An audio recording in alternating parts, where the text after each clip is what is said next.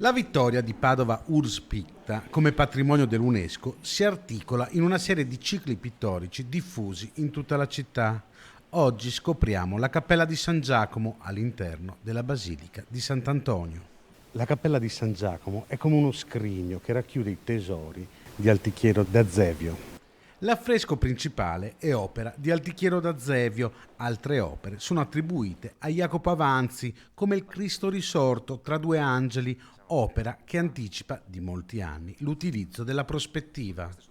La cappella, nata come cappella funeraria della famiglia Lupi, luogotenenti dei Carraresi, racconta la storia di San Giacomo a Compostela, ma racconta anche la storia di Padova con l'inserimento di personaggi dell'epoca. Franceschi, il Petrarca, il suo segretario Lombardo della Seta, sulla destra trovi il Lupi con la moglie. Far partecipare tutti i cittadini della Padova di allora, ma anche noi che siamo davanti a quest'opera, a questo racconto.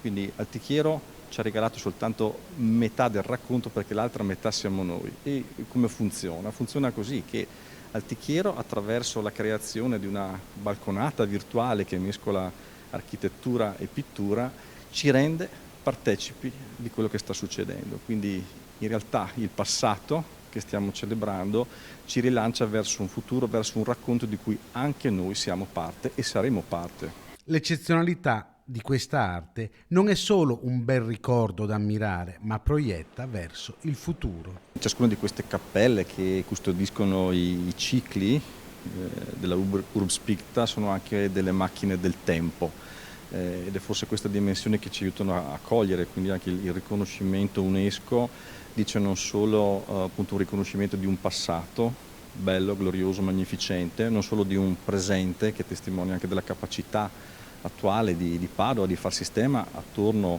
ai propri patrimoni culturali, ma è anche un messaggio per il futuro.